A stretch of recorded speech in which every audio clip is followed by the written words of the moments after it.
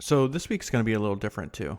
If you heard this podcast before, you know that every week I read a biography of a founder or entrepreneur, and then I share with you the highlights that made me think or I thought were interesting or something I learned by reading the book. And I'm going to do the same this week, but instead of a book, it's a book-length blog post.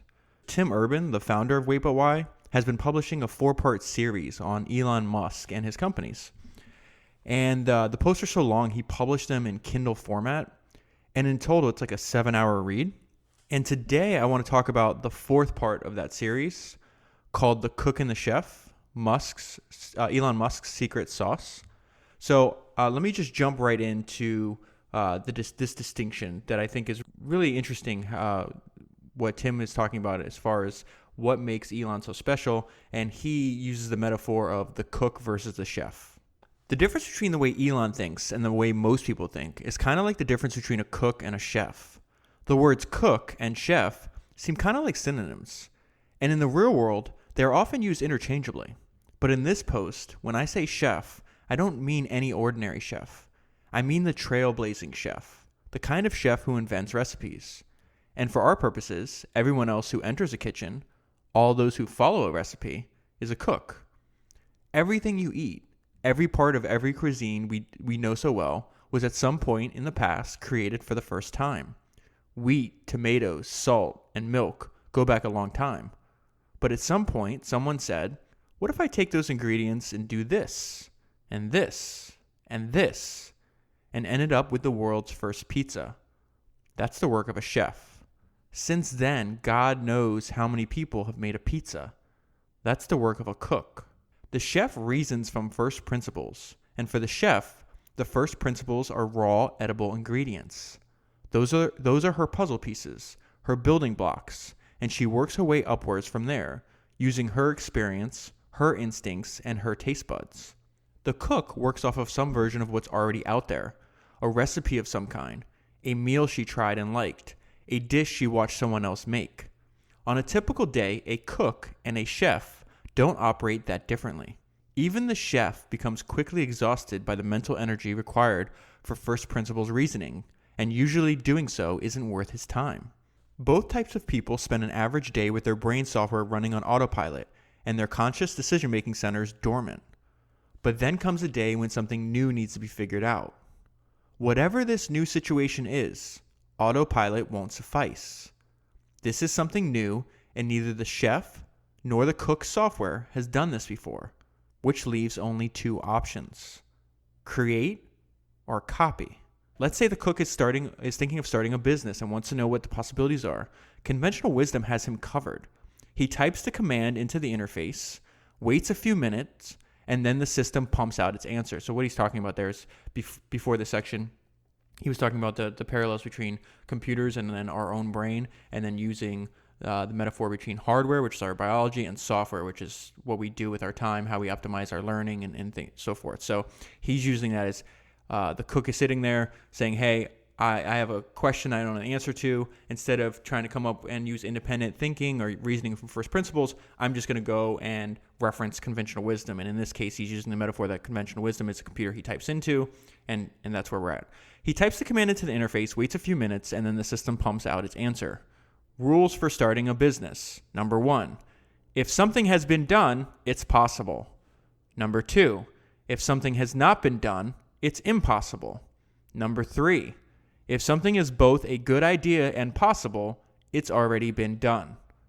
With the decision made not to start a business, he switches his software back into autopilot mode. Done and done. Elon Musk calls the cook's way of thinking reasoning by analogy, as opposed to reasoning by first principles. If you start looking for it, you'll see the chef-cook thing happening everywhere. There are chefs and cooks in the worlds of music, art, technology, architecture, writing, business, comedy, marketing, app development, coaching, teaching, and military strategy. And in each case, though both parties are usually just on autopilot, mindlessly playing the latest album again and again at concerts, it's in those key moments when it's time to write a new album, those moments of truth in front of a clean canvas, a blank Word doc, an empty playbook, a new sheet of blueprint paper, a fresh whiteboard, that the chef and the cook reveal their true colors. The chef creates while the cook copies. Being a chef isn't being like Elon Musk. It's like being yourself. That's the central metaphor to the entire post. And he builds, it's found about 3/4 of the way through. From here on out, everything I'm going to share is actually going to go back, starting at the beginning and go in chronological order. I just shared the metaphor of the chef and the cook. I think introducing it at the beginning gives you a good idea of Tim's opinion about, after spending hundreds of hours researching Elon Musk and his companies, what makes Elon so special and why he's so revered, because he's a chef in the world of cooks. Anyone who's read the first 3 posts in this series is aware that I've not only been buried in the things Musk is doing, I've been drinking a tall glass of Elon Musk Kool-Aid throughout. I'm very, very into it.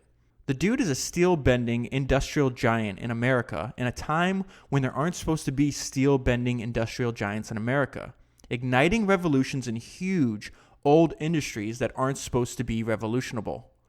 After emerging from the 1990s dot-com party with $180 million, instead of sitting back in his investor chair listening to pitches from groveling young entrepreneurs, he decided to start a brawl with a group of 900-pound sumo wrestlers. The auto industry, the oil industry, the aerospace industry, the military-industrial complex, the energy utilities. And he might actually be winning. And all of this, it really seems, for the purpose of giving our species a better future. So I just want to stop there. I just actually want to interject into that. If you know the story of Elon Musk, which was covered in Ashley Vance's book, it's been covered online. We'll talk about it a little bit about it in this post. You realize that by 31, he was fabulously wealthy. And how many of us, he'd sold Zip2, and then which I'll talk about a little bit here, and then he sold X.com, or he merged X.com with PayPal, then eBay buys PayPal. After that, he comes out of that with $180 million. He was the largest shareholder in that transaction. And how many people are going to make $180 million and then, if you know the story of Elon Musk, risk almost his last dollar and then sign up to work 100-hour weeks on projects that everybody thought would or sure to fail? There's never been a private space company. The last successful American car company was founded, 75 years ago? I forgot the exact but a very long time ago. And then on top of that, you're going to make it electric.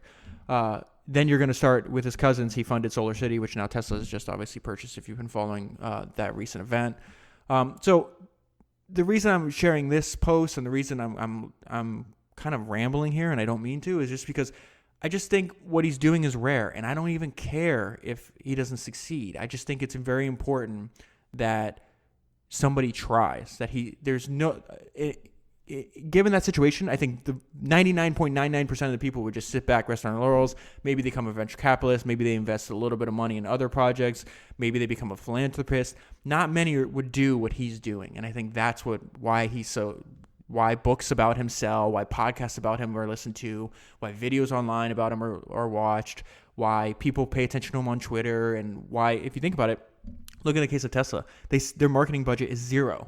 Yet every time the Model 3 event at the time of this recording was just a few weeks ago, it was covered by every single news organization in the world. There's what he's doing there is something very, very unique, very interesting, and I think Tim Urban's post on that piggybacks on that and helping us understand why he's doing the things he's doing and then how he does it. So let's go back into the post after that long interjection. All right. So Tim's speaking here. During the first post, I laid out the 2 objectives for the series. Number 1, to understand why Musk is doing what he's doing. And number 2, to understand why Musk is able to do what he's doing. So far, we spent most of the time exploring objective number 1. But what really intrigued me as I began thinking about this was objective number 2. So the first 3 posts, I would say, fall into objective number 1, and then this post is falling into objective number 2. And again, I would go back and read them now, but I will cover the first 3 posts on this podcast at some point. And then this is Tim continues his his thought, and I also highlighted this. This is also one of my favorite quotes of the post. I'm fascinated by those rare people in history who managed to dramatically change the world during their short time here. And I've always liked to study those people and read their biographies. Tim needs to find out about this podcast. Those people know something the rest of us don't, and we can learn something valuable from them. As I worked through the Tesla and SpaceX posts, this concept kept surfacing, and it became clear to me that this series couldn't end without a deep dive into exactly what it is that Musk and a few others do unusually well. The thing that tantalized me is that this secret sauce is actually accessible to everyone, and it's right there in front of us, if we can just wrap our heads around it. Mulling this over has legitimately affected the way I think about my life, my future, and the choices I make. And I'm going to try my best in this post to explain why. This is why I think reading books and listening to like a podcast that you can learn from are so important. Because he's saying, mulling this over has legitimately affected the way I think about my life, my future, and the choices I make. So he's saying studying Elon Musk has affected the way he's going to make decisions in his own life. Just like I shared a little earlier, the fact that I just happened to be randomly watching this podcast on YouTube one day and hearing Elon Musk say the importance of reading biographies has now led me to creating something that didn't exist before, which is a podcast that just about biographies of founders. I think that's the greatest illustration of this like self-reinforcing loop of like the things we read, the things that we expose ourselves to, whether through reading or podcasts, or if you like watching TV or whatever other forms of media you like to consume, are inevitably going to penetrate and affect your day-to-day life. So we should choose those carefully. So let's jump into the section he calls hardware and software. And this is really funny. The first clue to the way Musk thinks is the super odd way that he talks. For example, here's how a human, and he's giving examples of the difference between like a human and Elon. So human child. I'm scared of the dark because that's when all the scary shit is going to get me and I won't be able to see it coming. Elon's version of that. When I was a little kid, I was really scared of the dark. But then I came to understand dark just means the absence of photons in the visible wavelength, 400 to 700 nanometers. Then I thought, well, it's really silly to be afraid of a lack of photons. Then I wasn't afraid of the dark after that. Here's another example. Human father, quote, I like to start working less because my kids are starting to grow up. Quote from Elon. I'm trying to throttle back because particularly the triplets are starting to gain consciousness. They're almost 2. Another example, human single man. I'd like to find a girlfriend. I don't want to be so busy with work that I have no time for dating. Elon's version of this. I would like to allocate more time to dating, though I need to find a girlfriend. That's why I need to carve out just a little more time. I think maybe even another 5 to 10. How much time does a woman want a week? Maybe 10 hours? That's kind of the minimum. I don't know. I call this Musk speak. Musk speak is a language that describes everyday parts of life as exactly what they actually literally are. When you or I look at kids, we see small, dumb, cute people. When Musk looks at his 5 kids, he sees 5 of his favorite computers. When he looks at you, he sees a computer. And when he looks in the mirror, he sees a computer, his computer. It's not that Musk suggests that people are just computers. It's that he sees people as computers on top of whatever else they are. At the most literal level, Elon's right about people being computers. At its simplest definition, a computer is an object that can store and process data, which the brain certainly is. And while this isn't the most poetic way to think about our minds, I'm starting to believe that it is one of those areas of life where must speak can serve us well, because thinking of a brain as a computer forces us to consider the distinction between our hardware and our software, a distinction we often fail to recognize. For a computer, hardware is defined as the machines, wiring, and other physical components of a computer. So for a human, that's the physical brain that we were born with and all of its capabilities, which determines their raw intelligence, their innate talents, and other strengths and shortcomings. A computer's software is defined as the programs and other operating information used by a computer. For a human, that's what they know and how they think, their belief systems, thought patterns, and reasoning methods. Life is a flood of incoming data of all kinds that enter the brain through our senses, and it's the software that assesses and filters all that input, process, and organizes it and ultimately uses it to generate the key output, a decision.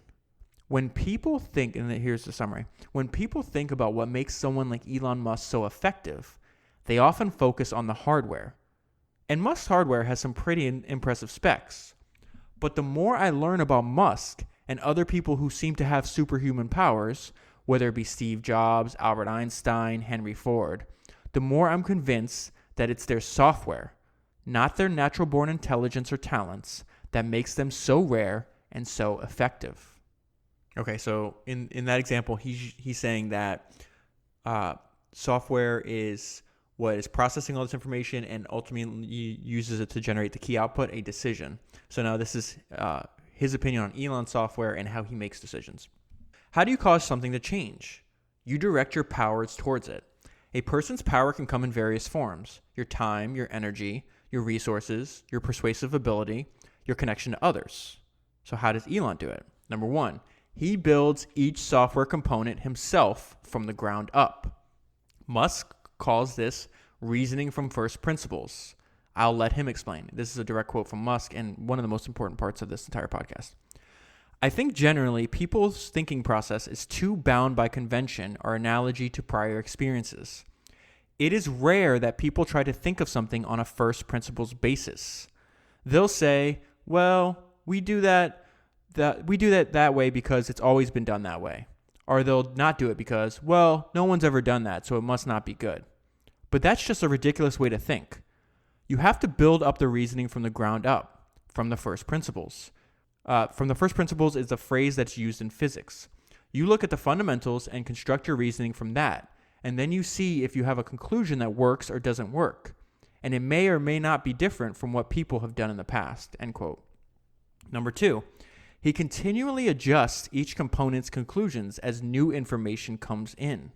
Honing in on his specific path, I brought up the great modern physicists like Einstein and Hawking and Feynman and asked him whether he considered going into scientific discovery instead of engineering. His response, I certainly admire the discoveries of the great scientists.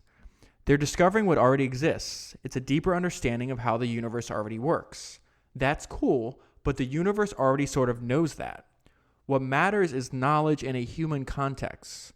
What I'm trying to ensure is that knowledge in a human context is still possible in the future. So it's sort of like I'm more like the gardener, and then they are the flowers. If there's no garden, there's no flowers. I could try to be a flower in the garden, or I could try to make sure that there's a garden. So I'm trying to make sure there's a garden, such that in the future, many Feynmans may bloom. In other words, that's the end of his quote. In other words, both A and B are good, but without A, there is no B, so I chose A. He continues on. I was at one point thinking about doing physics as a career. I did undergrad in physics. But in order to really advance physics these days, you need the data. Physics is fundamentally governed by the progress of engineering. The debate, which is better, engineers or scientists, aren't scientists better? Wasn't Einstein the smartest person? Personally, I think that engineering is better because in the absence of the engineering, you do not have the data. You just hit a limit. And yeah, you can be real smart within the context of the limit of the data you have, but unless you have a way to get more data, you can't make more progress. Like, look at Galileo. He engineered the telescope. That's what allowed him to see that Jupiter had moons. The limiting factor, if you will, is the engineering. And if you want to advance civilization, you must address the limiting factor. Therefore, you must address the engineering. He had other reasons too, and here's another quote. I'm interested in things that change the world or affect future and wondrous new technology where you see it and you're like, how did that even happen? How is that possible? So going back to Elon software and the principle number 2, that he continually adjusts each component's conclusion as new information comes in. He makes a U-turn to the internet. So now we're going back into the biography of Elon Musk. And at this point, he just started a PhD program at Stanford. And it said, Musk quit the program after 2 days. The big macro arrow of his software came down to the right, saw that what he was embarking on wasn't in his goals anymore, and he trusted his software. So he made a macro change. He dropped out. He started Zip2 with his brother, an early cross between the concepts of Yellow Pages and Google Maps, And 4 years later, they sold the company and Elon walked away with $22 million. He's in his 20s at this time. As a dot-com millionaire, the conventional wisdom was to settle down as a lifelong rich guy and either invest in other companies or start something new with other people's money. That's what I was referencing earlier, why I have so much respect that he took a different path. But Musk's goal formation center had other ideas. Being leisurely on the sidelines was nowhere in his want box and totally unnecessary according to his reality box. The want box and the reality box, you'd have to go back and read the post because these are drawings that Tim does. So if you're familiar with the WaitButWhy blog, you know that part of what people like about it is these like little sketches that he does. They're kind of like crude but really informative and kind of funny. And so the want box is just if you're think of like a diagram where these are all the things that you want in life and you compare it, there's an overlap like a Venn diagram to the reality box, things are actually possible. And a central thesis of this post is that people's reality boxes are distorted. They think what is possible is only that what already exists or what conventional wisdom tells them is possible. So back to this part in Elon's life. So he used his newfound wealth to start X.com in 1999 with the vision to build a full-service online financial institution. The internet was still young, and the concept of storing your money in an online bank was totally inconceivable to most people. And Musk was advised by many that it was a crazy plan. But again, Musk trusted his software. What he knew about the internet told him that this was inside the reality box, because his reasoning told him that when it came to the internet, the reality box had grown much bigger than people anticipated, and that was all he needed to know to move forward. X.com's service changed, the team changed, the mission changed, even the name changed. By the time eBay bought it in 2002, the company was called PayPal, and it was a money transfer service. Musk made $180 million. So now we're going to just skip ahead to the section about following his software to space. Having reflected on things, doing another internet thing wasn't really in the box anymore. What was in there was his still burning desire to help the future of humanity. In particular, he felt that to have a long future, the species would have to become much better at space travel. Musk went back to first principles. So he started exploring the limits of the reality box when it came to getting involved in the aerospace industry. Conventional wisdom screamed at the top of its lungs for him to stop. It said he had no formal education in the field and didn't know the first thing about being a rocket scientist. But his software told him that formal education was just another way to download information into your brain, and a painfully slow download at that. So he started reading, meeting people, and asking questions. I love that part about thinking about formal education as just another way to download information into your brain. And then the part where it says a painfully slow download is a direct quote from Elon. So going back to this, conventional wisdom said no entrepreneur had ever succeeded at an endeavor like this before, and that he shouldn't risk his money on something so likely to fail. But Musk's stated philosophy is, quote, when something is important enough, you do it even if the odds are not in your favor. Conventional wisdom said that he couldn't afford to build rockets because they were too expensive and pointed to the fact that no one had ever made a rocket that cheaply before. But like the scientists who ignored those who said the Earth was 6,000 years old and those who insisted that the Earth was flat, Musk started crunching numbers to do the math himself. Here's how he recounts his thoughts. There's a direct quote from Elon.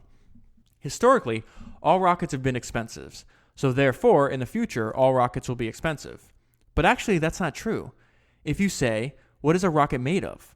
It's made of aluminum, titanium, copper, carbon fiber. And you break it down and say, what is the raw material cost of these components? And if you have them stacked on the floor and could wave a magic wand so the cost of rearranging the atoms was zero, then what would the cost of the rocket be? And I was like, wow, okay, it's really small. It's like 2% of what a rocket costs. So clearly, it would be in how the atoms are arranged. So you've got to figure out how you can get the atoms in the right shape much more efficiently. So I had a series of meetings on Saturdays with people, some of whom were still working at the big aerospace companies, just to try to figure out if there's some catch here that I'm not appreciating. And I couldn't figure it out. There doesn't seem to be any catch. So I started SpaceX, end quote. History Conventional wisdom and his friends all said one thing, but his own software, reasoning upwards from first principles, said another, and he trusted his software. So again, go back and think about the title of the post and the difference between the cook and the chef, which we talked about at the beginning of this podcast. The cook would have looked at that and said, oh, rockets are expensive, they'll always be expensive. The chef, like, well, maybe there's something here. Is there a way that I can buck conventional wisdom and actually come up and figure out what he called, what's the word he used? Let's see. But if you say, what is a rocket actually made of? And you break it down and see the raw material cost of all these components. And he figured out, okay, and then he figures that out first. Then he talks to people in the industry and he's like, I can't figure out, there doesn't seem to be a catch. So if I can't discover that, maybe conventional wisdom is wrong and I'm going to go ahead. And now he started this back in 99, let's say 2000. So now we're 15 to 17 years later and we're seeing the results. He's shooting rockets into space and landing, and like they're coming back and landing on themselves on barges out in the ocean. It's just it's a crazy thing to watch. Skipping ahead. So this is a section talking about optimizing his software. And again, just a reminder, this is not meant to be a summary of the entire post.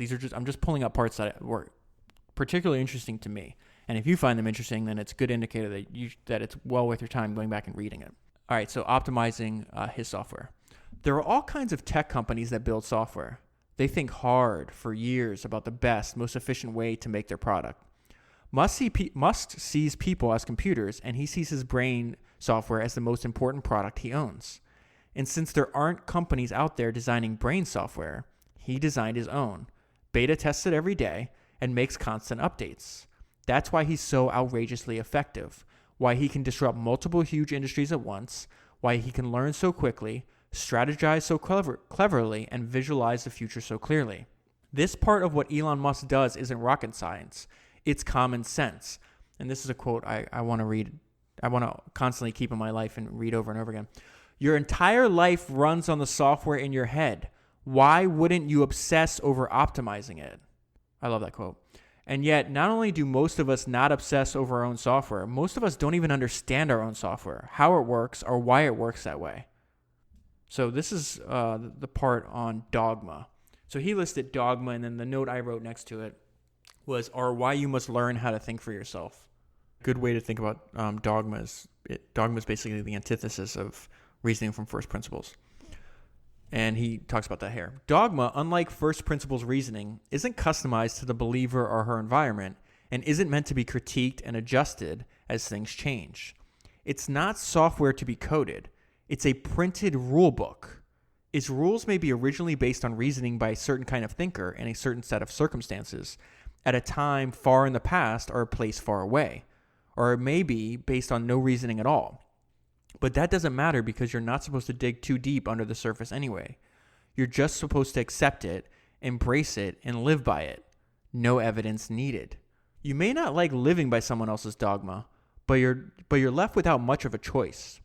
When your childhood attempts at understanding are met with "because I said so," and you absorb the implicit message, your own reasoning capability is shit. Don't even try. Just follow these rules so you don't fuck your life up. You grow up with little confidence in your own reasoning process. When you're never forced to build your own reasoning pathways, you're able to skip the hard process of digging deep to discover your own values and the sometimes painful experience of testing those values in the real world and learning you want to adjust them. And so you grow up a total reasoning amateur. Only strong reasoning skills can carve a unique life path. And without them, dogma will quickly have you living someone else's life. That's so important. Dogma doesn't know you or care about you and is often completely wrong for you. It'll have a would-be happy painter spending their life as a lawyer and a would-be happy lawyer spending their life as a painter. But when you don't know how to reason, you don't know how to evolve or adapt. If the dogma you grew up with isn't working for you, you can reject it.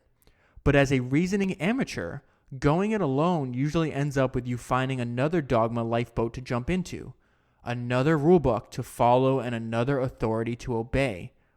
You don't know how to code your own software, so you install someone else's. So I want to skip ahead and talk about the reasoning industry, which is something I never thought about And Tim just makes some really good points in this section. No one talks about the reasoning industry, but we're all part of it. And when it comes to chefs and cooks, it's no different than any other industry. We're working in the reasoning industry every time we make a decision. Your current life, with all its facets and complexity, is like a reasoning industry album. This is a metaphor he's going to use here. The question is, so think of your life as an album. The question is, how did that set of songs come to be? How are the songs composed and by whom? And in those critical do or die moments, when it's time to write a new song, how do you do your creating? Do you dig deep into yourself? Do you start with the drum beat and the chords of an existing song and write your own melody on top of it? Or do you just play covers? I know what you want the answers to these questions to be. This is a straightforward one. It is clearly better to be a chef. But unlike the case with most major distinctions in life, hardworking versus lazy, ethical versus dishonest, considerate versus selfish, when the chef-cook distinction passes right in front of us, we often don't even notice it's there. We mistake the chef's originality for brilliant ingenuity. People believe thinking outside the box takes intelligence and creativity, but it's mostly about independence.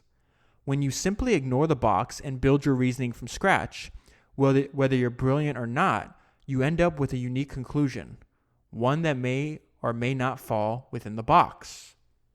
By simply refraining from reasoning by analogy, the chef opens the possibility of making a huge splash with every project.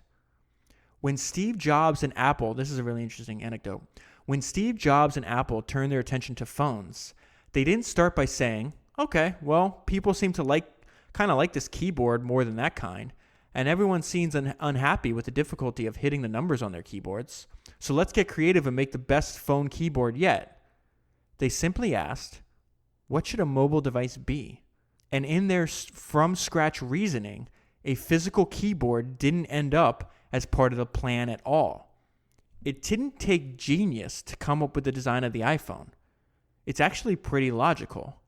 It just took the ability to not copy. History is full of stories of chefs creating revolutions of apparent ingenuity through simple first principle reasoning. Our world was created by these people. The rest of us are just along for the ride. Yeah, Musk is smart as fuck and insanely ambitious, but that's not why he's beating everyone. What makes Musk so rad is that he's a software outlier, a chef in a world of cooks, a science geologist in a world of flood geologists, a brain software pro in a world where people don't realize brain software is a thing. That's Elon Musk's secret sauce, which is why the real story here isn't Musk, it's us. The real puzzle in this series isn't why Elon Musk is trying to end the era of gas cars, or why he's trying to land a rocket, or why he cares so much about colonizing Mars. It's why Elon Musk is so rare. The curious thing about the car industry isn't why Tesla is focusing so hard on electric cars. And the curious thing about the aerospace industry isn't why SpaceX is trying so hard to make rockets reusable. The fascinating question is why they're the only companies doing so. Okay, so I want to skip to the section where he talks about how to be a chef. He shares 3 epiphanies on how to be a chef. I'm going to share the first 2 and parts of the first 2. The third one, I think if you remove from context without reading the entire post, isn't going to make as much sense. So I'm just going to pull these parts out. So epiphany number 1, you don't know shit. This is kind of funny because for listeners of the podcast before, we always have this section in these biographies of founders and entrepreneurs that always seem to pop up, and it's I call it critics don't know shit, but it's usually people criticizing their idea heavily and trying to discourage them from doing that. So one of the most famous examples is Sam Walton, the founder of Walmart, winds up becoming the most successful retailer in the world. Yet the boss at his first job working in retail told him he's just not cut out for retail. If he would have listened to him, maybe his path would have been different. He obviously reasoned for his principles, like, no, I think I can figure this out, and winds up being the most successful retailer in history. All right, so epiphany number 1, you don't know shit. That's what Stephen Hawking meant when he said, quote, "The greatest enemy of knowledge is not ignorance. It's the illusion of knowledge," end quote. If you want to see the lab mentality, so I got to explain what Tim's talking about here. The lab mentality starts by saying, I don't know shit, and working up from there. So that's when he's going to reference lab mentality, it's just saying the mindset of saying, hey, I don't know what I don't know, so let me assume I don't know it, and then let me lay a foundation to my knowledge and build upon that. So if you want to see the lab mentality at work, just search for famous quotes of any prominent scientist, and you'll see each one of them expressing the fact that they don't know shit. Here's Isaac Newton. Quote, "To myself, I am only a child playing on the beach, while vast oceans of truth lie undiscovered before me." End quote. That's beautiful. That's amazing language. And Richard Feynman, quote, "I was born not knowing and had only a little time to change that here and there." End quote. And Niels Bohr, quote, "Every sentence I utter must be understood not as an affirmation, but as a question." End quote. Musk has said his own version. Quote, "You should take the approach that you're wrong. Your goal is to be less wrong."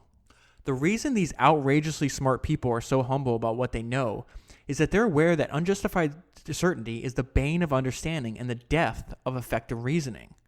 Epiphany number 2, no one else knows shit either. So number 1, you don't know shit. Number 2, realizing that no one else knows shit either. So he's going to talk about The Emperor's New Clothes. So The Emperor's New Clothes is a story written in 1837 by Hans Christian, and it demonstrates a piece of trademark human insanity. And that is, this doesn't seem right to me, but everyone else says it's right, so it must be right, and I'll just pretend I also think it's right so no one realizes I'm stupid. So something I reference on this podcast all the time is that history doesn't repeat, but human nature does. And again, this story written in 1937, you constantly see this even to this day. This is not going to change. This is programmed into the human species. And you'll see it constantly once you realize it. And let me just read it again. "This doesn't seem right to me, but everyone else says it's right, so it must be right, and I'll just pretend I also think that it's right so no one realizes I'm stupid." So I'd recommend going back. He does a nice summary in the post about The Emperor's New Clothes. You've probably heard the story. You can also read the original version, but it's basically the emperor is naked, and one person says, the emperor comes up, he's like, "Oh, look at my beautiful new clothes," because he thinks he has invisible magic clothes on. So the person's like, "Wow," even though he doesn't see it. It's just, let's say this group of 8-10 people there. He doesn't see it, but he believes what the emperor's saying. So he's like, "Oh, your clothes are great." Then the person next to him is like, "Oh shit, I don't." And you see like the inner monologue. Like, "I don't see it, but I don't want people to think I'm stupid." And so he just goes up and imitates what person 1 said. It's like, "Oh yeah, your clothes are great. Your clothes are great." Until somebody that's removed from the group walks by and goes, "Why is that guy naked?" So it's a really interesting story and a good metaphor for a certain part of human behavior.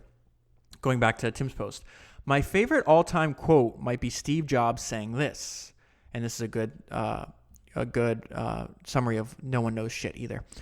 And this is now Steve Jobs talking. "When you grow up, you tend to get told the world is the way it is, and your life is just to live your life inside the world.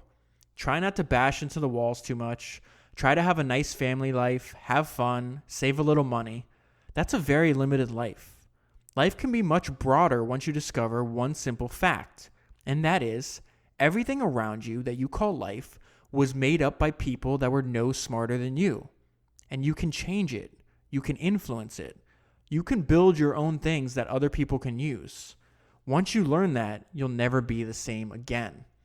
This is Jobs' way of saying you might not know shit, but no one knows shit. If the emperor looks naked to you and everyone else is saying that he has clothes, trust your eyes, since other people don't know anything you don't. And this is a really important part. It's an easy message to understand, a harder one to believe, and an even harder one to act on. To swing the balance, we need to figure out how to lose respect for the general public, your tribe's dogma, and society's conventional wisdom. We have a bunch of romantic words for the world's chefs that sound impressive, but are actually just a result of having lost this respect. I never thought about this section, but I definitely learned something from it. And so he continues here.